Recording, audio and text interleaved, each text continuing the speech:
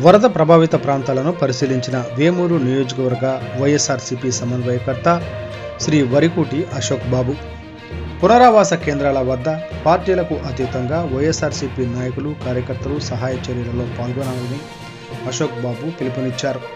వరద ప్రభావిత లంక గ్రామాలలో నాయకులతో కలిసి వేమూరు నియోజకవర్గ వైఎస్ఆర్సీపీ సమన్వయకర్త శ్రీ వరికుటి అశోక్ బాబు గారు పర్యవేక్షించారు.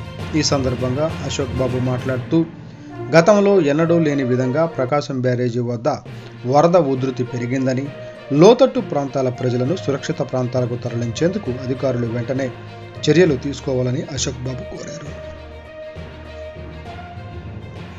ప్రకాశం బ్యారేజీ వద్ద నేడు 11 లక్షల క్యూసెక్కుల నీరు క్రిందికి విడుదల చేయడం జరిగిందని, కనుక వేమూరు నియోజకవర్గంలో కొల్లూరు మరియు బట్టిప్రోలు మండల పరిధిలో దాదాపు అన్ని లంక గ్రామాలు నేట మునిగిన పరిస్థితి నెలకొందన్నారు.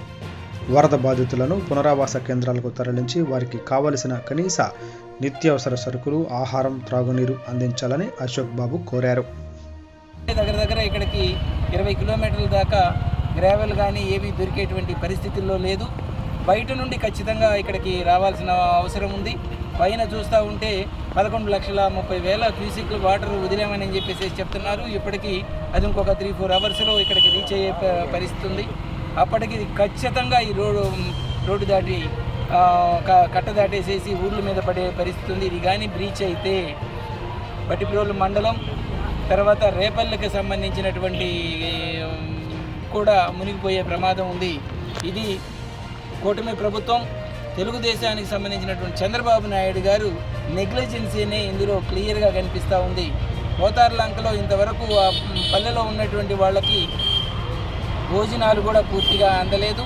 అలానే గ్రామాల్లో ఉండేటువంటి వాళ్ళకి ఆహార పదార్థాలు కానీ తర్వాత వాళ్ళకి సంబంధించినటువంటి నీరు కానీ పూర్తిగా వాళ్ళకి అందించేటువంటి కార్యక్రమం చేయాలని చెప్పేసి చెప్తున్నాం. అధికారులు చేస్తూ ఉన్నారు కానీ ఎక్కడ ఏది అవసరమో చేయాలి. ఇప్పుడు పెదపులివరిలో కానీ అది కానీ రీచ్ అయ్యిందంటే మాత్రం ఖచ్చితంగా పెద్ద ఎత్తున నష్టం జరిగేటువంటి పరిస్థితి ఉంది. అక్కడ ఉండేటువంటి గ్రామంలో ఉండేటువంటి ప్రజలు అక్కడకు వచ్చి వాళ్ళే కట్టలు మోసుకుంటున్నారు, వాళ్ళే సిమెంట్ ఇసుక కట్టలు వేసుకుంటున్నారు, వాళ్ళే మట్టి తీసుకొచ్చి పోస్తున్నారు. కానీ ప్రభుత్వానికి సంబంధించినటువంటి ఇంజనీర్లు కానీ అక్కడ పర్యవేక్షిస్తున్నది లేదు. ఇది ఖచ్చితంగా లోపం జరుగుతూ ఉంది. ఇక్కడే ఇలా జరుగుతూ ఉంటే ఇక రాష్ట్రం మరి అన్ని చోట్ల ఇక గొరికపూడి కానీ ఇంకా క్రింది వైపు కూడా అనంతారంలో కూడా బాగలేదని చెప్పేసి చెప్తా ఉన్నారు. ప్రజలు ఆందోళనగా ఉన్నారు.